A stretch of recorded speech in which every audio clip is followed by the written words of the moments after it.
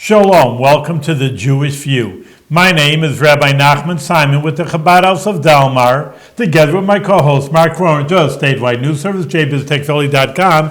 As you can see right here, columnist for the Jewish press. Right, Rabbi, and I'm having a lot of fun with all three assignments, and my column in the Jewish press is called Albany Beat, and we talk about how government relates to the Jewish community, or doesn't, as the case may be. And we're with us today. All right. You know, fire, we have a lot of issues with fire and flames and candles in the Jewish religion, so I invited Sam Fresina, the president of the New York State Professional Firefighters Association, to be our guest. So welcome to the Jewish View. Thank you, gentlemen. Thank you for having me. No, it's a pleasure. Excellent. So what do you advocate for? I mean, you're so essentially a lobbying group, an advocacy group to some extent. Yeah, we represent the entire state. We have 18,000 men and women that are professional firefighters across New York State, from New York City to Buffalo, and we advocate for them. We help them with contractual issues. We run a very well-oiled machine here in Albany with our legislation to help preserve their rights, preserve health and safety issues, and most things that pretend. Are you looking for maybe for like smoke alarms? I'm just thinking one thing. It's not just safety for the firemen, but maybe if you make the houses safer, then the firemen will be safe also. Like a smoke alarm, I'm just thinking one thing. I don't know, you could tell me others. Yeah, safety is our biggest issue. Safety not only of firefighters, but safety of the people that we are taking care of, that we represent. The winter time is a big issue for us, not only with the holidays, but with the weather. A lot of people don't think to check their furnaces, and we have issues with furnaces. You should have your furnace checked every year. Just From to dirt, make sure for dirt, for dirt, for clogged lines, Creosote. for creosote. Make sure that you change your filter. Yeah, because the dust builds up. I mean, I got to tell you, when I first got my house, I was a neophyte with knowing what to do. So my furnace wasn't working, and I called up, and the guy charged me $85 to come to the door to replace an 85-cent filter. Yeah. That he said that's all it was the filter. And I felt so bad, and I shouldn't even be confessing this on the air. It's a tough lesson to learn. It's a tough lesson to learn. Never again. But when you say the winter, immediately I thought of, I'm from Chicago, which the winters are worse than yes. Albany. But I'm sure, like you say, all around the state and upstate, there always was a picture every winter, like some place or factory was on fire, and these firemen were like dripping with icicles because they were, that's what I was thinking. Yeah, if you're in the winter, who wants to fight a fire, and the icicles are flowing all over the place. It's too terrible. But you're not trained for that, and they are, and they know how to best handle all of that. It's like when you're a ball player and you're a football player, you're playing in the snow, you're like, I would never do that, let alone sit in the stands and watch it, but you're like, look at this, it's snowing on them, you got 6 inches of snow on the field and they're still playing. I mean, you just have to you just train for it. Yeah, we are trained for it, but there are certain things that you can't train for. Living in the Northeast, living in upstate New York, a lot of times when we get snow, and we have problems when the streets are being plowed. A lot of the fire hydrants are covered with snow. Right. So we try to encourage people, if you have a fire hydrant outside your house, take the time to make sure it's shoveled out. Make the time to make sure that if God forbid a disaster happens, if there is a fire in your house, we're able to find the hydrant, hook up to it, and get water on that fire as soon as Albany, possible. the Albany Water Department puts flags on Yes, they their do. hydrants. And that's what those flags are for. Right, and so that's we important. can find the hydrants. I was just thinking, because again, back to smoke alarms, houses probably are a little bit safer now. I mean, we'd say with smoke alarms. I say per house, maybe is there less fires nowadays? I don't know if they, let's say in 1900 there was 1,000 houses, and you'd figure, I don't know, 5 fires, and now there may be 2 per 1,000. Things are safer today. They are safer today. We have, partially because we have stricter fire codes, because of disasters that have happened in the past. However, the building materials that are being used are not nearly as good as they were years ago. Now, and that's another fight that we have with truss construction, balloon construction. You have where historically the wood was fastened together with screws or nails. Now they have these plates that act as joists and connect, one piece of wood to another, and they're thin plates, and it doesn't take a lot of heat to melt those plates, and then you have ceilings, roofs collapsing. So now more than ever, it's response time is one of the most important things for the men and women that respond, because if you don't get there before that fire really gets going, then The whole thing's going to collapse. the whole thing's going to collapse. Right, and the other part is that all the chemicals that we have in our homes that are built into the products that we own. Yes. That you don't even know that all of a sudden you have an explosion. I remember growing up, my mother had this thing where she wanted to cover the couches in plastic and the chairs in plastic so Yeah, I that you remember wouldn't. My grandmother did the same thing. But you got to understand, if there's ever a fire, that plastic's going to be I never thought of more it. intense in a fire Yes. than if you don't have that. And And it's going to offload dangerous gases. And Yeah, we're no, seeing, absolutely. not only that, but you look at today's home as compared to a home 20, 30 years ago, now there's how many computers, laptops, everybody has a cell phone. I think when you're 10 years old, you get a cell phone now. It's true. Cell phones, Yeah. phones, all this equipment, even Scotch guarding on your couches, and there's Your so many carpets, more, your- your carpets, there's so many more chemicals built into, and even toys. Yet another fight that we're waging now against some of these, they call them, the chemicals that are fire retardants. Well, they don't really do a great job as a fire retardant, and what they are doing is false. releasing gases that are killing people. Giving And you they're false causing hope. a number of different cancers. Right. They are giving you false hope because people see it as, they mistake fire retardant for, it's Fireproof, fireproof. yeah. And it's not fireproop.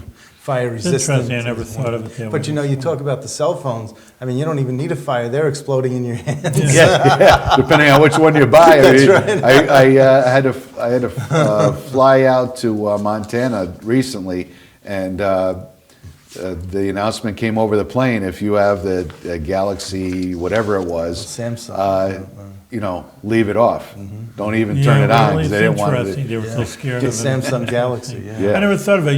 Again, you'd think that people would be more fire conscious nowadays. Yeah. But then there's the other side of the coin, like you're saying, with all the chemicals and maybe the construction also doesn't. That's what I thought you were going to say. I know my parents moved to Florida from Chicago. They couldn't stand the snow and the ice.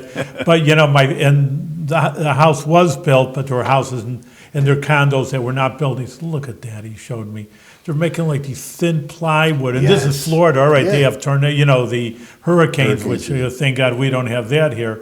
But still, it's like made out of, he says, junk. They put a piece Yeah. of plywood up, put some siding on, and that's your house. You know, can so literally, you can literally break into some of these houses with a utility knife. That's right. You go right through a wall. It's the construction is just so. It's all about making money. The building material isn't. It's cheaper. Like, again, we need to reinforce and strengthen these codes, but it's all about how much money you can make off of building these houses. So let me ask you something. When you go to lobby for a bill, and I use the term lobby in a general, broad way, not as Yes. specific as a definition, okay?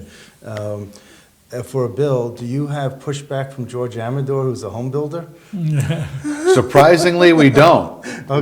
We have a good relationship with Oh, you do? George Okay. Amador. He has shown himself to be very safety conscious. So Okay. we've had a good relationship with him. Okay, I see, there are probably a dozen bills every year that you take on. Yeah, close to a dozen. We try to limit them, and out of those 10 or 12 bills, we really have 3 to 4 that are our main, the bills that we most like to see passed. Okay, so I see in the Senate a pattern where Senator Marty Golden is one of your favorites to carry a bill.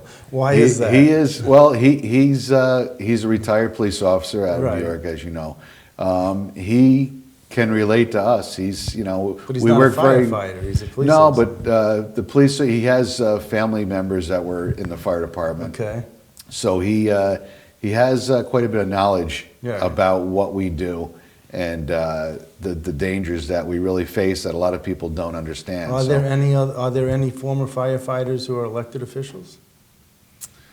I mean, aside from volunteer firefighters, I mean, just professional.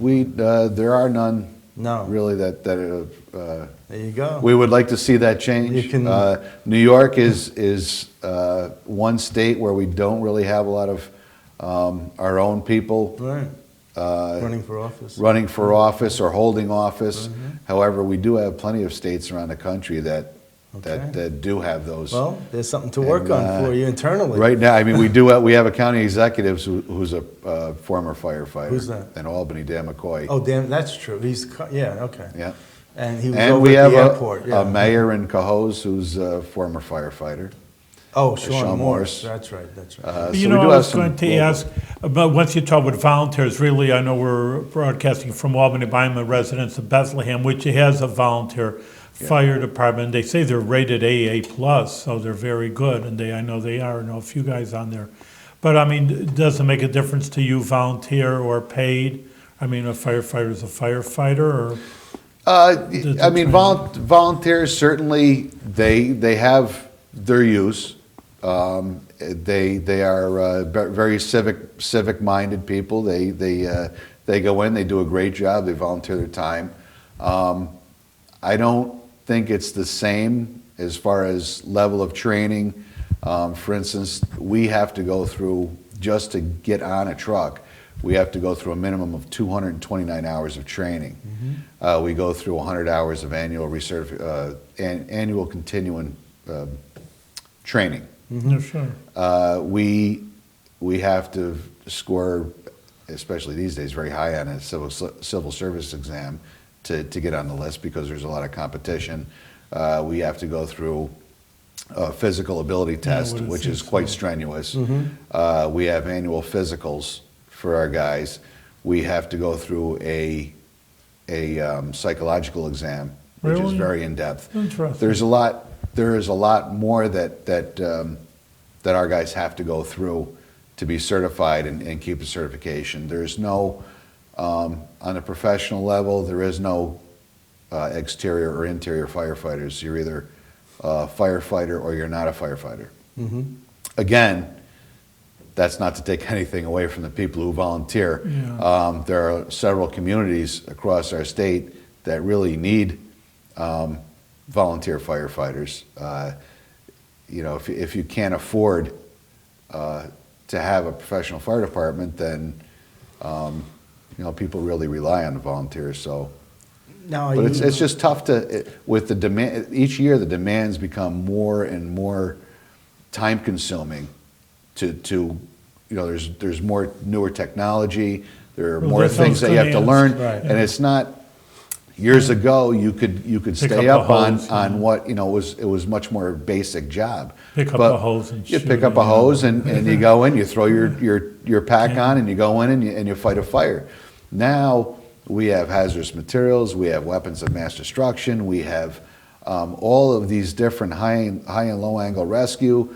Our guys are paramedics, which alone is a long, time consuming, in depth course, and you have to have continuing education to keep your certification. So it's just with the way the economy is going, and there's only 24 hours in a day, to be able to keep up that level of certification and do it as a part-time job, yeah. it's very difficult. I mean, it's tough to You do. say that people there is a lot of people who want to be firefighters. You'd think it's, number one, strenuous. Number two, it's dangerous. We haven't even talked about that.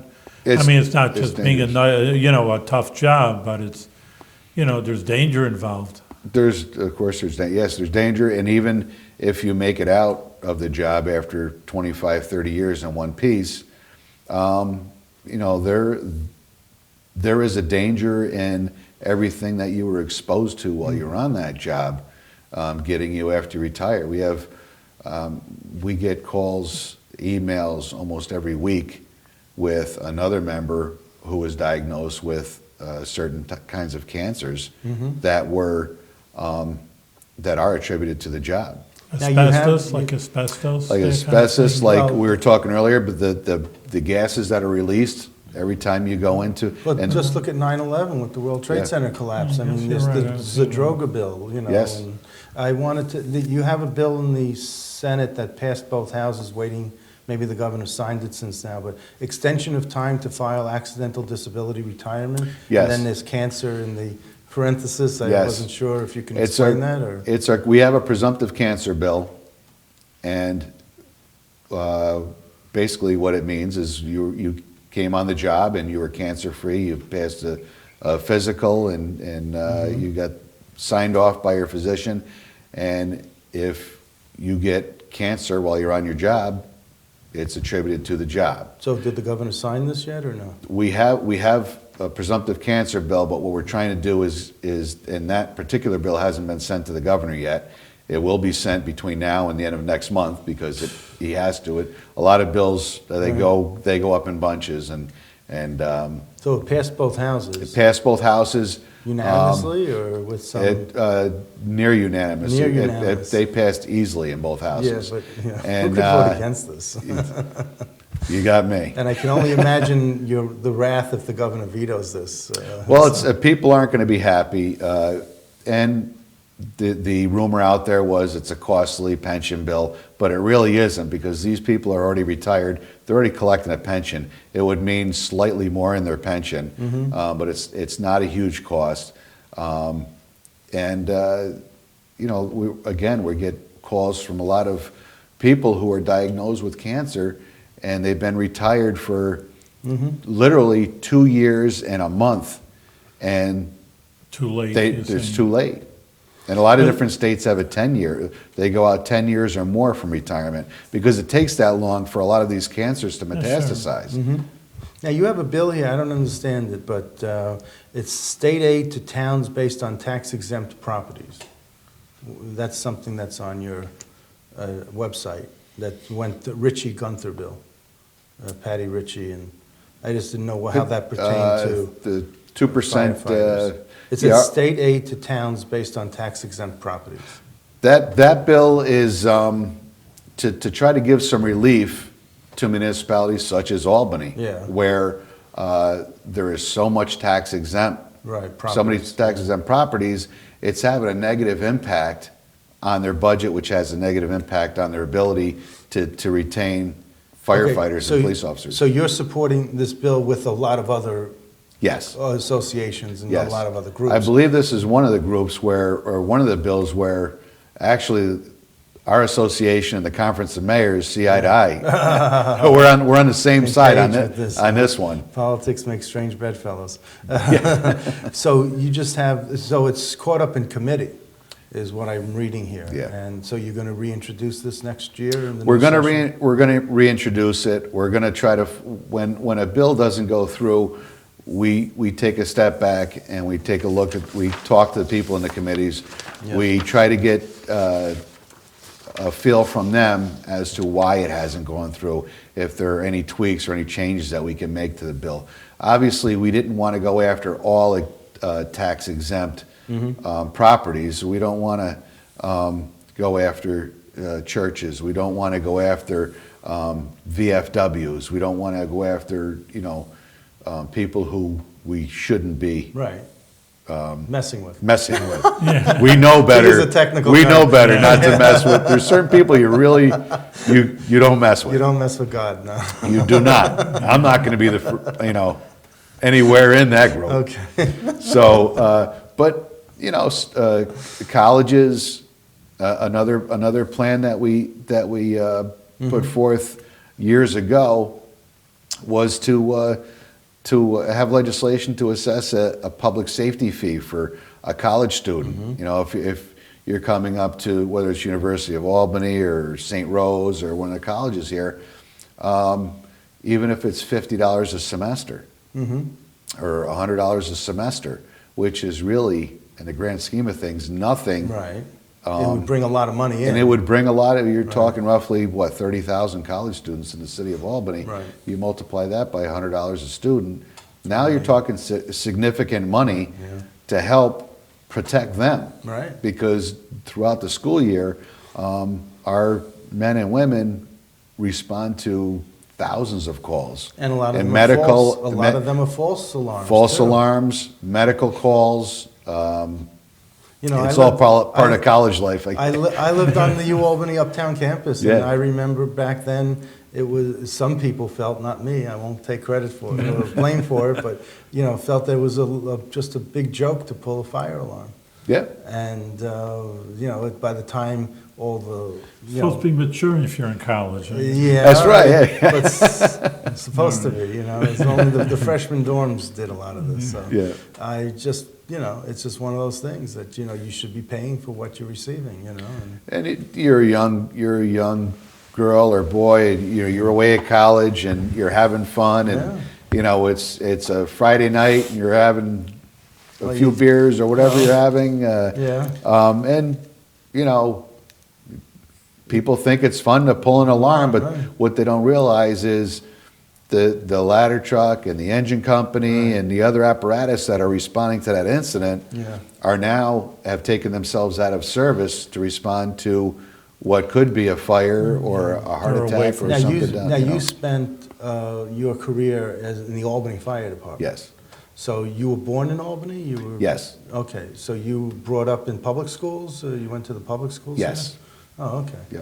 So, I wonder, so what was then, that? What was that well, experience like when you were going through the schools here and stuff? Was that something that you As- thought was safe? Was it a safe environment, or is Yes. this what brought you into firefighting? I mean, what was See, that? well, leap that I didn't really think a lot of the fire service, really. I didn't think about the fire service when I was growing up. I did, you know, I went to public schools, and high school I went to Christian Brothers Academy when it was over on De La Salle Road. And we actually lived down the road from Engine 11. So, yeah, you know, I saw the truck go by and you know, respond to different calls, but I still didn't, you know, I thought that was great, but it wasn't until my involvement with the fire service started in the military. in the Air and Force? I was in the Air Force, and I ended up serving as a crash rescue firefighter in the Air Force. Okay. So that was my first, So that's and what I just loved it. ignited you to. Yes. Okay.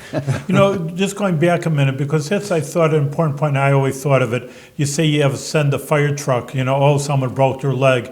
I mean, I just get a little scared sometimes. I go to the old age homes, like the Old Shum Apartments in Albany. Well, there's a fire truck in front of the, you know, that's terrible, people, and it's a whole big complex, and I get a little scared, and, well, you know, I go in there, well, what's happening? Oh, some, you know, old person is feeling sick or whatever. I says, well, you know, you got a whole fire truck because someone broke their leg. I mean, is Well, it worth it? I'm You don't just know saying. what you're getting The- into. And the reason why, well, first of all, in the city of Albany, everyone is a minimum of an EMT, and probably half of the men and women on the job are paramedics. So you get, for a basic life support call, something that's not going to require IVs and an advanced level, they get a basic life support response, which is either a ladder or an engine company, and then they assess the patient, they call for the ambulance, and they take care of them that way. The reason why they bring an engine or a ladder is because they bring the closest unit that's available to that call. And again, just like in a fire emergency, EMS, time is a huge factor. If someone's having a heart attack, I mean, time. Seconds matter. That's right. Seconds save lives. I mean, That's right. there are plenty of papers written on how your chance of surviving a heart attack goes down with each minute you go without CPR being performed and effective resuscitation. So we send the closest unit. I also notice, and out of respect, I mean, I know the explanation for this, but you'll see a fire truck at Price Chopper, and you'll say, well, why do they have to have a fire truck? The whole department, the whole engine company goes to shopping with a fire truck, and it's because if you get a call, you don't want to have to go back to the firehouse and then have to get the truck, and then if you get a call while you're shopping because you have a refrigerator, it's sort of a living quarters, a firehouse. You live there for 24 hours at a time. Right, so you have to be ready to bolt from Price Chopper, get in that truck and get to that emergency, whether it's, that's why they call you first responders. Yeah, and the members are told, you have to be aware that, you're not there to inconvenience the public. You're there to serve the public. So if you do have to go shopping and you're in the truck, park it in the back. Yeah. Park it out of the way. Right. Stay out of the way. Get what you have to get, and then get out of there. And I've myself been at the store before, and calls come in, and you leave without. Usually, the person at the store is good enough to put your basket aside, and you run out of the store. You're on the truck, and you're answering that call. I actually had a story with, again, in Bethlehem, so the Memorial Day parade, and of course they have the fire trucks. Yeah. And I always thought of it, and what would happen? Everybody's here and they have their kids on the truck because it's very cute. And what if there'd be a fire? I always thought of it, and then there was a call, and I remember one firefighter literally took, I don't know if it's his son or if he was a kid, picked him up and put him not like, please, could you leave now? I gotta go. I'm just saying he picked him up and put him. I didn't, harm him, nothing like that. But I'm just saying, and they pulled out. I always thought of it. And I said, well, there's your thought. If you're in a parade, you gotta go. You gotta go. They're wherever they're at. That's right. The call comes in, you have to go. That's right. So. Is there any, so I wanted to bring up also the fact that in the Jewish religion we have Hanukkah candles, Sabbath candles, we have a lot of fire that surrounds, when do we do the bonfire? On Lag BaOmer. Lag BaOmer, we have a lot of fires bonfire. going on with people. Fire is a big part of the Jewish religion for some reason. Yes. And we all want to be safe, but you certainly hear about how you have to, when you leave a stove on over Shabbos, over the Sabbath, because you can't turn it on or off, and you leave it on all the time, all of a sudden something catches fire and a house might burn down. Yeah. I mean, you have to be extra safe, with all of this stuff. You have to be safe. Hanukkah candles catch fire because you put it with drapes, because you put it in the front window. Yes. So can you talk about that a little bit, the safety factor? Anytime you have a naked fire, anytime you have a candle burning, fire burning, fireplace, you just have to be very cautious. We don't recommend candles burning unattended. It's just anything can happen. If you have a cat that knocks into it, could knock it over, something could knock it over. If there's and no combustibles should be anywhere near an open fire, obviously, but a lot of things that people don't think of. But unattended fires are certainly a danger. Again, going back to your furnace, checking your furnace, and not only for fire hazard, but for carbon monoxide. Everyone should have a carbon monoxide detector. We just did a big program recently because we turned the clocks back. Right. And our message is always, whenever you turn your clocks back and turn them ahead, you should change the battery in your smoke detector. Right. Check your smoke detector. I mean, there's a button on it that you push to test it. Check your battery, replace your battery. Usually now the smoke detectors will start chirping. If you hear a chirping noise, that usually means that the battery's dying and you need to replace your It's a battery. lot better. I actually bought a 10-year battery, so Yeah. I knew I wouldn't listen to you that well. I'm not that good. Lucky I changed a light bulb, but then I'm sitting in the dark, so that pushes me. But that's why I knew that. I mean, I wouldn't be so diligent. So now at least they're making things, even for people like me over here. That And forget and they that. have plug-in, hardwired smoke detectors now. If you can get a hardwired smoke Yeah, detector. but it's just so frightening sometimes because people will, light candles Friday night and then go out for services.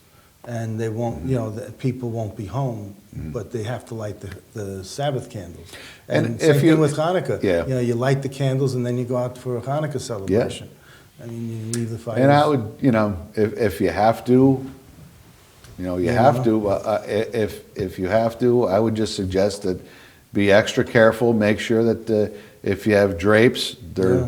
drawn well, Beyond. far away from any candles.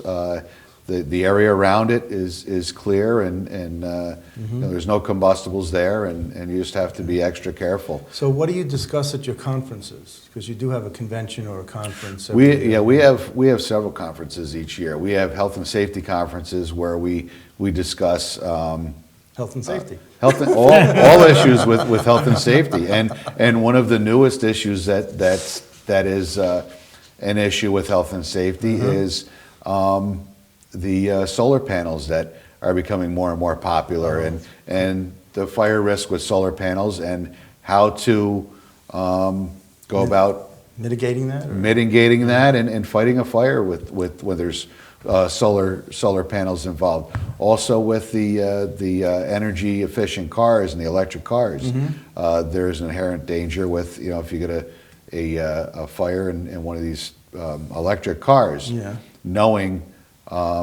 what not to go near to avoid getting electrocuted. So the other part is you also have a public relations seminar? Yes. That you did in Albany? Yes. Okay. We, You have to- everyone is everyone having a- is on the internet. Are you everyone? are you having another seminar for public relations coming up at any point? I'm making We a don't have personal one. We don't pitch have here, one. It's like- We don't have one planned, but I imagine Okay. in the future we will be having another All one. right, keep me in And mind. I'll keep you in mind. But, I mean, everybody. The problem is, Facebook is Yeah. great to get Yeah. your message out. Right. And when Facebook was created, everyone said, "Here's the newest, greatest thing. Get on Facebook. Get on Facebook." Yeah. But they never told you how to use Facebook. Right. And there are a lot of tricks and ways to use and maximize Facebook. You can pinpoint your audience. You can reach a broader audience. You can do boosts. There are a lot of different tricks of the trade that you can use to really get your message across with Facebook, and that's what we recently did with our latest campaign with the smoke detectors and. Well, I'll have to and, friend you. changing. I'll have to friend So, you yeah. on Facebook there and get Yes. get connected with you. And Okay. we post our Facebook page. We post. We're constantly posting not only things that are going on around the state, Yeah. but safety messages. We have a number of safety messages that will be coming out for the upcoming holiday season and how to stay safe. And Okay. we're posting Thanksgiving ones now. So. We want to thank you for being really keeping us all safe. That's important, and prevention is, of course, 1 ounce of prevention is better than a pound of cure. Yes. But when you need it, you need it. I mean, so the fire department's always there, and on behalf of all your firefighters, we want to thank you for the service to the community, and keep on going and do it all with good health. Yes. Keep up the good work, Sam. We will. Thank you. Appreciate it.